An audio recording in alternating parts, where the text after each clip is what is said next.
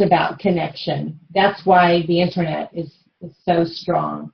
That's why we have, social media is so strong. Because I think as individuals, our heart, our soul, we need to connect. And so when we're in pain, it's so vital, I think, to connect with other like-minded people that understand what we're going through. They don't think badly or poorly of us for breaking down and crying or feeling that pain or whatever we're experiencing, the difficulties going through.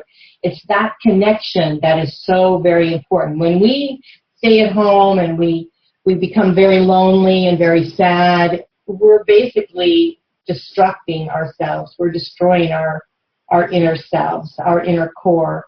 So I think by reaching out and connecting with someone, and it can just be one person, it can just be, like you said, it can be your pastor, it can be anyone, just one person that understands truly what you're experiencing can make the world of difference for you. It's taking those baby steps. We have a lady in our divorce support group who says it's all about the baby steps, Andrea says, and it's so true. It's like you just keep taking one little baby step after another. It's like learning to walk all over again. It's true. And the one thing that you talked about I really resonated with, and that is, please, you guys, don't allow yourself to isolate. And that's, Cece, I'm going to just tell you, admit to you the mistakes that I made, and I was one of those, so I get it. I didn't want to, I was in such a freaked out mode in terms of I was horrified, I was scared, I was petrified as to how to move on. I mean, I was just shaking like a leaf, and I didn't want to go anywhere. I didn't want to do anything. I didn't want to be with anybody. I didn't want to talk to anybody. And I have to just share with you and our precious folks that are listening in that I do chalk that up to one of the biggest mistakes that I made. I get the feeling. I totally understand it. But I have to say that it would have been, my healing progress would have gone much better and much faster had I gone ahead. And sometimes it is those baby steps of just making yourself go out or go to that group or visit with a girlfriend or a guy friend and have a cup of coffee and with someone that you really trust and that knows you and that loves you and cares about you, that you can just vent. But sometimes it is just forcing yourself that you know that this is better for you even though you don't feel like it. It's kind of putting fact over feeling, if you will. Yeah. I understand the fact that this is good for me even though I don't feel like it. And we've all done, you know what?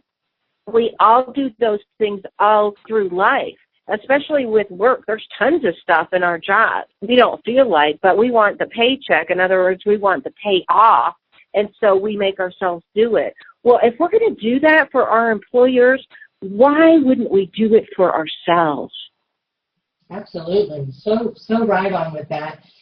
But I do think probably, and more I talk to people, they do get to that, I kind of call it the quiet zone, where you do have to sometimes just lay still, or you have to kind of absorb where you're at, and that is very isolating.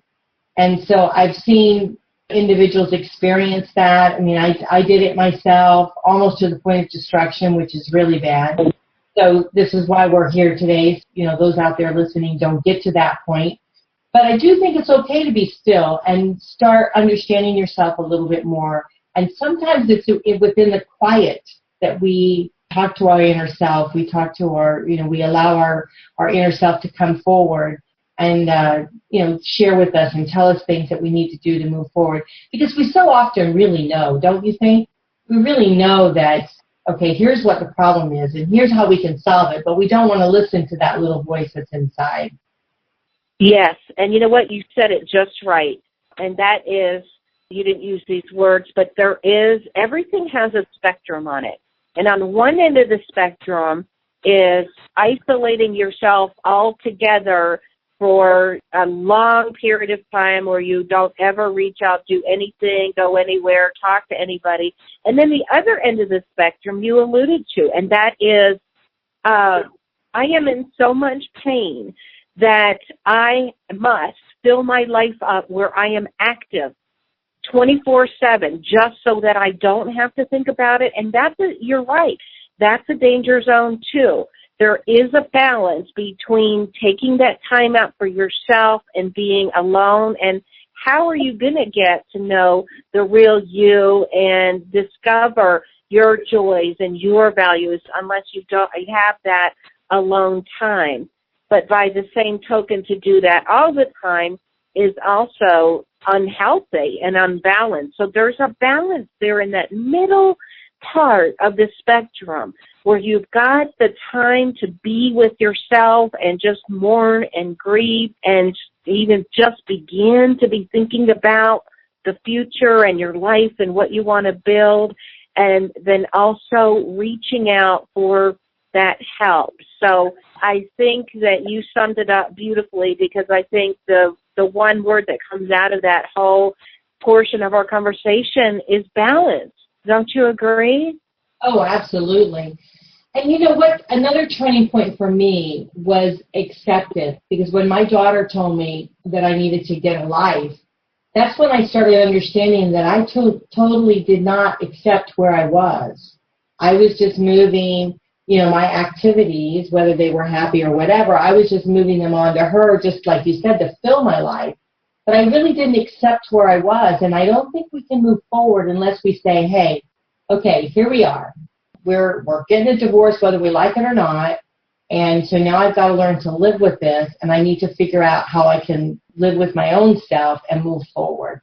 And I think when we make that choice of accepting where we're at, not putting blame on either party, whether it be ourselves or the other party, just saying, this is where I am, and now it's time for me to dust off, move forward. How do I do that? And I think that's always a changing point, don't you think? Absolutely, I do.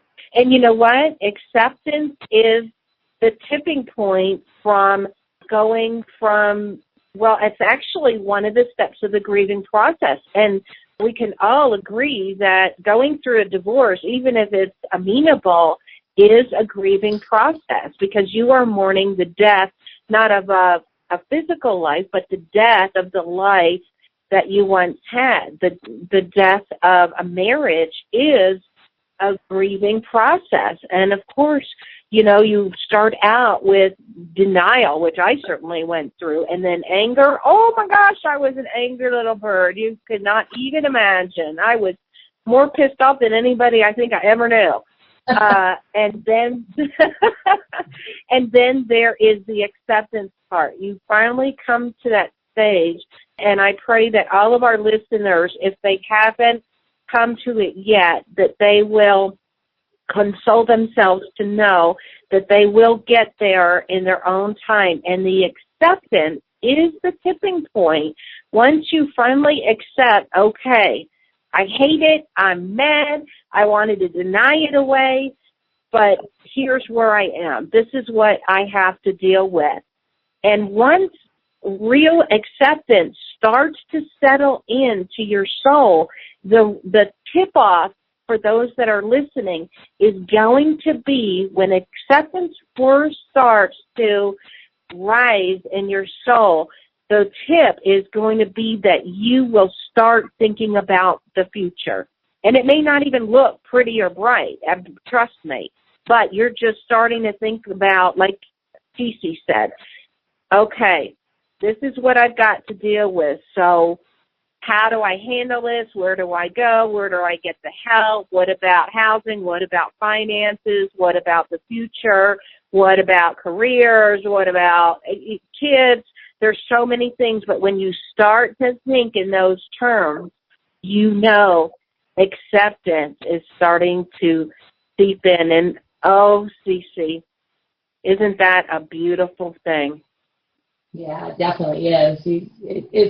It's not something you can really describe, because a lot of individuals that I've coached, they're just start out the process and they hardly even want to talk to you, and then They say they're never going to get married again. They're never going to have a relationship again. They're never going to even talk to a man or a woman again.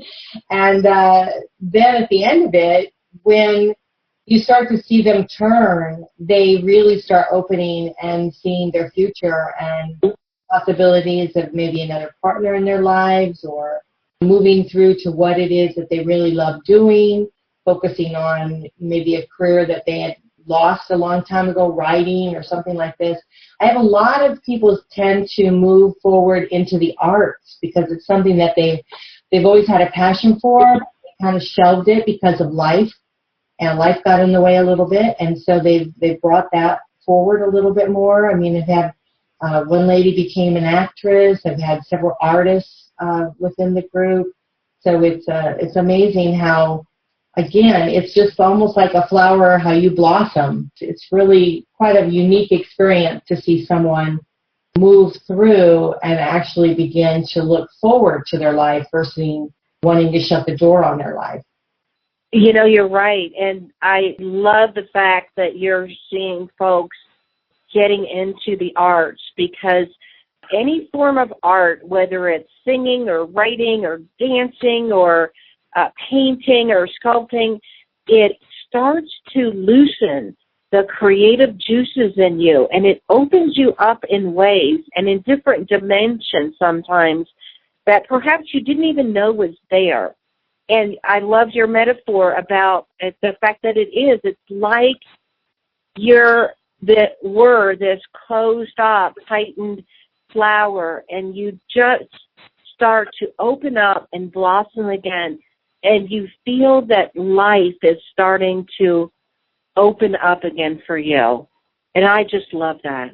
It's a great feeling. And when you look back, and I know you've probably done it yourself because, we're a little bit further ahead than maybe some of the listeners out there, but when you look back on some of it, I look at it now as a blessing. I can't tell you what a favor he did to me. I would have still stayed in that marriage. But because of those things that he did, made me say, no more. I can't take any of this stuff anymore. I'm just at such a great place right now, which I would have never been at. So to me, it's a blessing, an absolute blessing of all the ill will and all of the, things that I might have had to endure at that time. I would not be here today if it wasn't for that. So I'm very pleased and happy with my life. I know that others are going to be feeling the same way when they move through and get to that point. And I know you probably feel the same way, that you look back on your life, and even though you might have liked to have changed some of the things you've experienced, but those experiences have shaped you for who you are. They have, and I feel the same way, and I think that I'm so glad we're talking about it. For those that are out there right now that are like, oh my gosh, I just don't feel any hope. I don't see any way out of this. This is always going to be terrible and awful, and we all have those feelings, and that's a valid feeling. And so I love the fact that you and I that have been there, done that, and gone through it and come out of the other side are sharing things like this, because I would have never told you during and probably for a year or two or more after the divorce that this was the best thing that ever happened to me. And it was. It changed my whole world. I am a happier, healthier, more balanced person that has a sense of meaning and purpose that honestly, Cece, I would have never had he not what felt like left me for dead, with all of the bills and the responsibilities and the houses and the cars and the furry kids, because we didn't have, human children. And I felt like it was all just black and terrible. And now I can join you in saying, again, my curse became my blessing. Best thing that ever happened to me, and I would not be where I am today if it wasn't through going through all of the hell and the muck and the mire.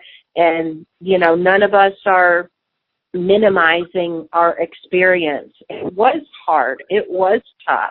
And there's good days and bad days, aren't there, Cece? Oh, yeah, absolutely.